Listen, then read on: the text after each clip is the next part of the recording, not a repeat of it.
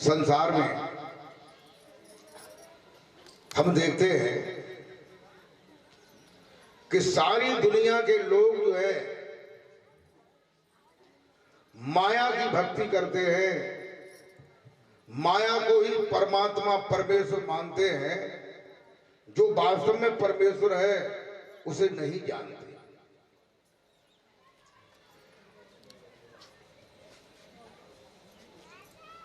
प्रेमी भक्तों, गोस्वामी तुलसीदास जी ने माया की परिभाषा बताई है। क्या बताई है? कहते हैं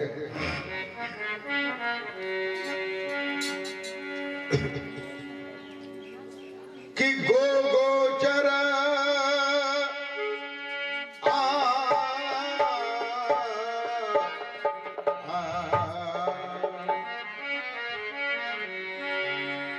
गोचर जहां लग मन जाई,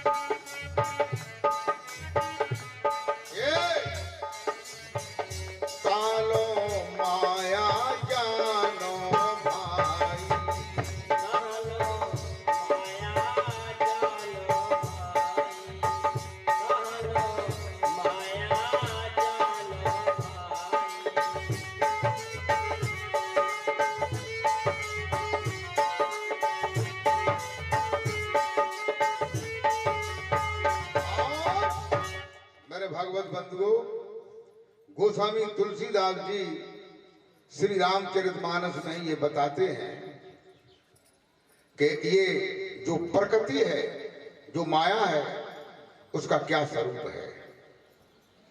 हम लोग जो है माया के भक्त हैं या पुरुष के भक्त हैं। पुरुष माने आत्मा। और तो हमें देखने में क्या लगता है, क्या कहते हैं कि गोचर जहां लग मन जाई। गो माने इंद्रियां, गो माने इंद्रियां। इंद्रियां कौन कौन सी हैं? 5 कर्मेंद्रिय हैं और 5 ज्ञानेंद्रिय हैं। देखो, हमारी बात जो है थोड़ी समझने में तो कठिन सी मालूम पड़ेगी, लेकिन इतनी कठिन भी नहीं है। मैं अलग अलग करके उसको बताने की कोशिश करता हूं। अगर ये बात समझ में आ गई तो आप धीरे धीरे सत्य को जान लेंगे।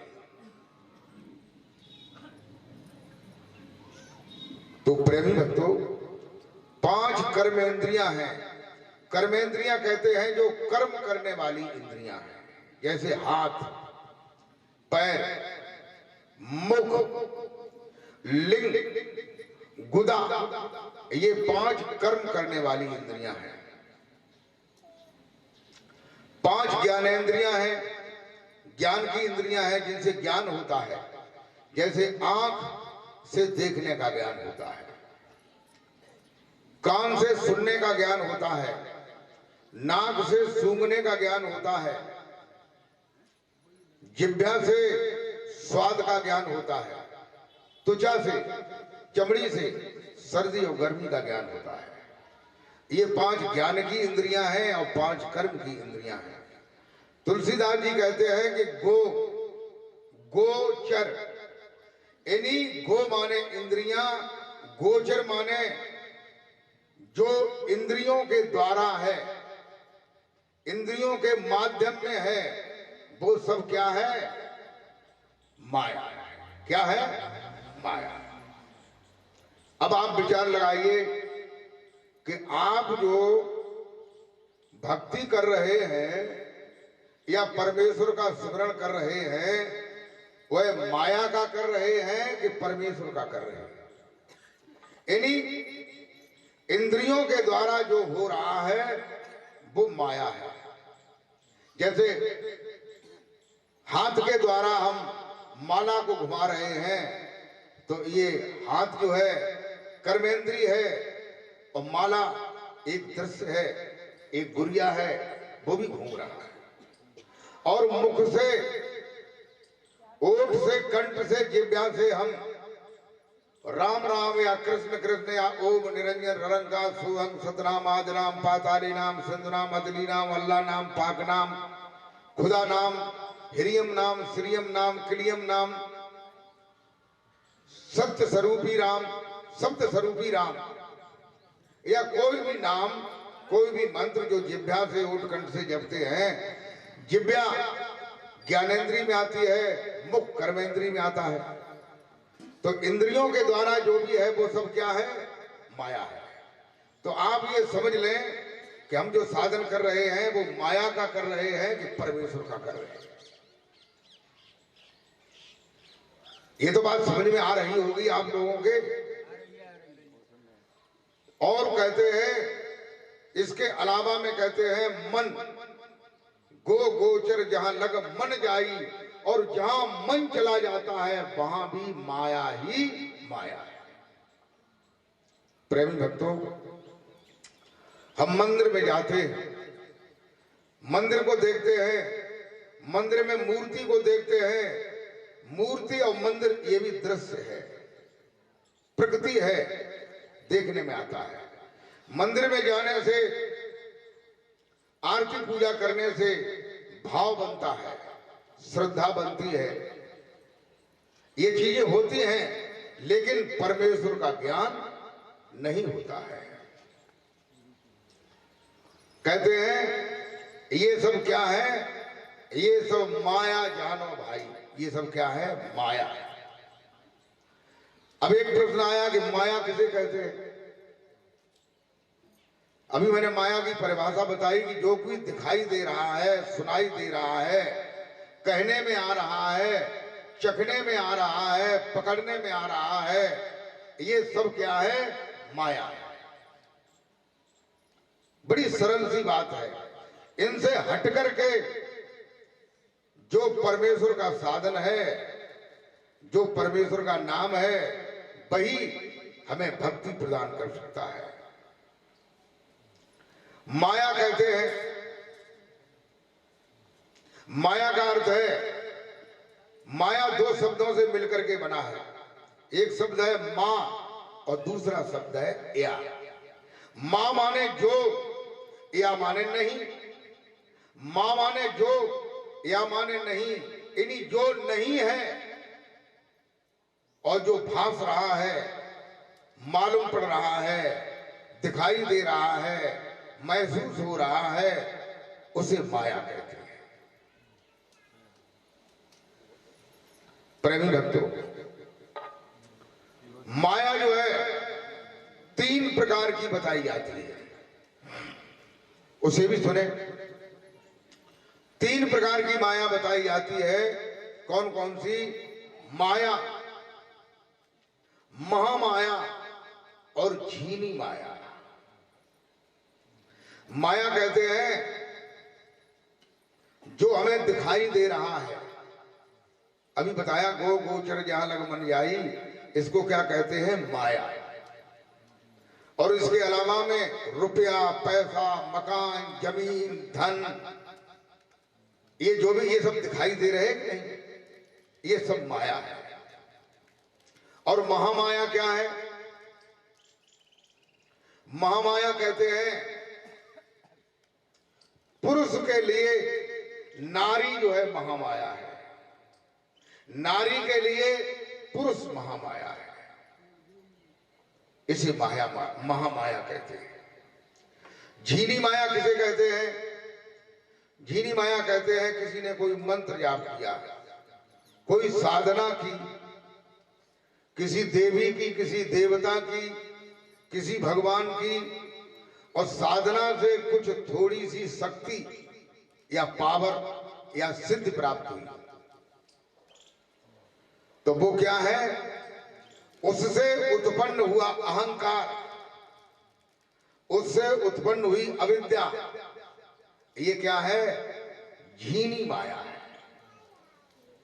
इससे यश, वैभव, कीर्ति उत्पन्न होती है, तो उस आदमी को अहंकार हो जाता है कि हम बहुत बड़ी, हमारे पास सिद्धि है, हम तुम्हें श्राप दे देंगे, हम तुम्हें भस्म कर देंगे।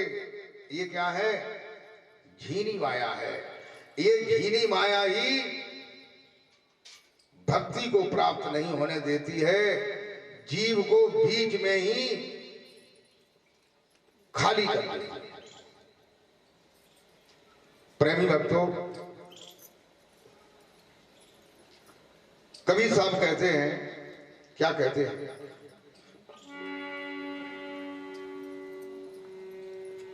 कि माया दीपक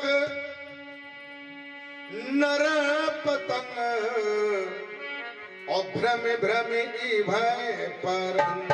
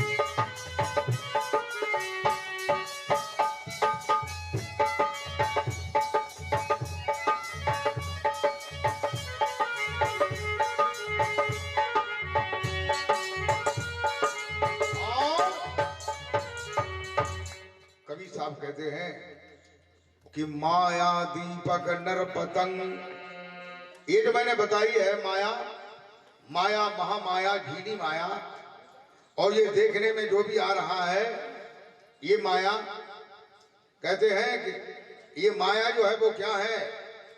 एक जलता हुआ दीपक है। माया दीपक नर पतंग, और मनुष्य जो है वो क्या है? नर नारी जो है वो क्या है? एक पतंगा है। जैसे बरसात के समय में दीपक जलता है तो सैकड़ों पतंगा जो है दीपक के पास आते हैं और दीपक की ज्योति से टक्कर लेते हैं। कहते भ्रम भ्रम, भ्रम भ्रम माने घूम घूम करके, इभय माने उस पर, परंत माने गिरते हैं। भ्रम भ्रम इभय परंत, और कहे कबीर गुरु ज्ञान थे कोई एक आध उभरंत। कहते इसी प्रकार से गुरु महाराज जी का ज्ञान हो जाने पर भी कोई एक आध लोग ज्ञान को समझ पाते हैं, और ज्ञान को समझ भी लेते हैं तो एक आध लोग जो है उस ज्ञान पर चलते हैं। और उसमें भी कछु लोग चले और कछु दूर जाके वहीं रुक गए, फिर रह गए। तो कहते हैं कि एक आध कहीं 100 लोगों में एक आध कोई उभरता है, चल पाता है। लोगों को जो है तुरंत ही कोई चीज चाहिए, एकदम जो है एकदम मिल जाए और मिलने के बाद मामला खाली। प्रेमी भक्तों, तो ये जो माया है और मनुष्य जो है पतंगा है, घूम घूम पर इस पर गिर करके बलिहार हो जाता है, मृत्यु को प्राप्त हो जाता है और उसके बाद जो है 84 लाख योनियों में उसे जाना पड़ता है।